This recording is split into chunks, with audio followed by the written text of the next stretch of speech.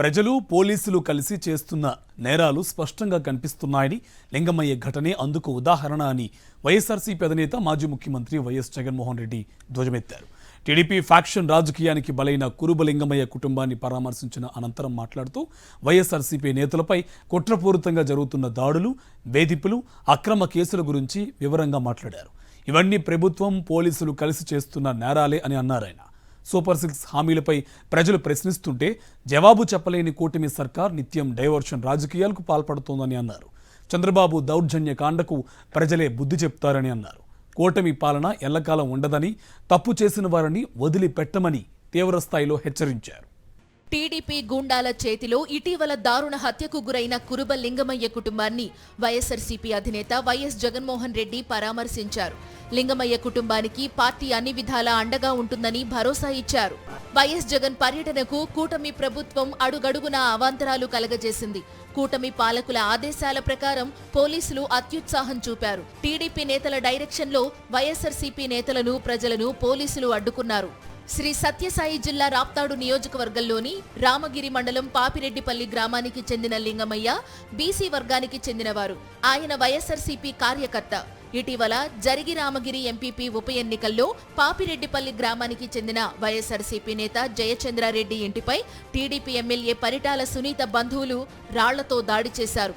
ఆ సమయంలో ఇదేంటని ప్రశ్నించిన కురుబ లింగమయ్యపై టీడీపీ నేతలు కర్రలు, రాడ్లతో విచక్షణారహితంగా దాడి చేశారు. తీవ్రంగా గాయపడ్డ కురుబ లింగమయ్య ఆసుపత్రిలో చికిత్స పొందుతూ మృతి చెందారు. ఇదే ఘటనలో కురుబ లింగమయ్య కొడుకు శ్రీనివాస్ కూడా గాయపడ్డారు. టీడీపీ ఎమ్మెల్యే పరిటాల సునీత బంధువులే తన తండ్రిని హత్య చేసినట్లు శ్రీనివాస్ స్పష్టం చేస్తున్నారు. ఈ నేపథ్యంలో పాపిరెడ్డిపల్లికి వచ్చిన వైఎస్ జగన్ లింగమయ్య కుటుంబానికి భరోసా ఇచ్చిన తరువాత మీడియాతో మాట్లాడారు.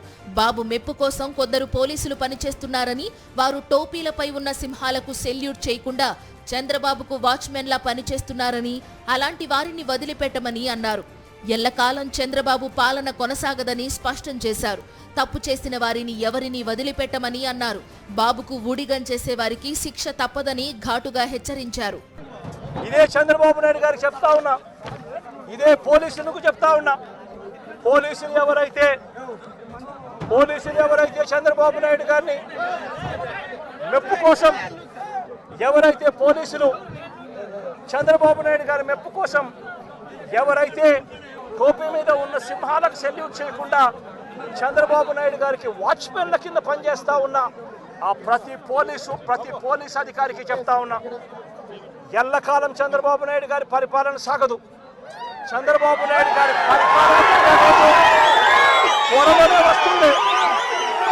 ప్రతి పోలీస్ అధికారికి కూడా చెప్తా ఉన్నా, మీ బట్టలు తీస్తామని చెప్పి ప్రతి పోలీస్ అధికారికి చెప్తా ఉన్నా, మీ యూనిఫామ్ తీస్తాం, చట్టం మిమ్మల్ని నిలబెడతాం, దోషులుగా మిమ్మల్ని నిలబెట్టి మీ యూనిఫామ్ తీయించి మీకు ఉద్యోగాలు లేకుండా చేస్తామని కూడా ఈ సందర్భంగా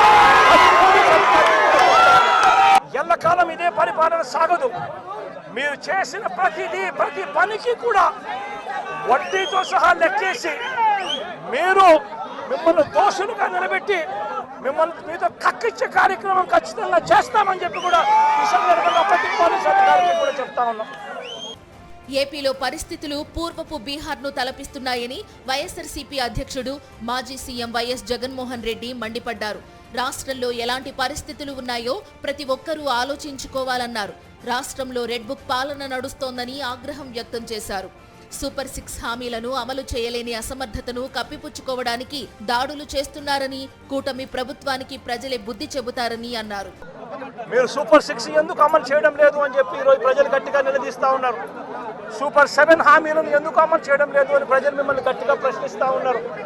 ఇలాంటి ప్రశ్నించే సమయంలో ప్రజల గొంతు వినపడకూడదు అని చెప్పి రాష్ట్ర వ్యాప్తంగా రెడ్ బుక్ పాలన మీరు సాగిస్తూ వైఎస్ఆర్సీపీకి సంబంధించిన వాళ్ళు లేదా మీ సూపర్ 6ను, మీ సూపర్ 7ను ఎందుకు అమలు చేయడం లేదు అని చెప్పి అడుగుతా ఉన్న ప్రజలను మీరు దాక్షిణ్యం లేకుండా ఈ రకంగా ప్రతి చోట కూడా పోలీసులను ఉపయోగించుకుంటూ ఎమ్మెల్యేలందరినీ కూడా హింసను ప్రోత్సహించండి అని చెప్పి వాళ్ళందరినీ కూడా ఉసగొలుపుతూ రాష్ట్ర వ్యాప్తంగా కూడా మీరు చేస్తూ ఉన్న ఈ దౌర్జన్య కాండ త్వరలోనే ప్రజలు చూస్తూ ఉన్నారు, దేవుడు చూస్తూ ఉన్నాడు.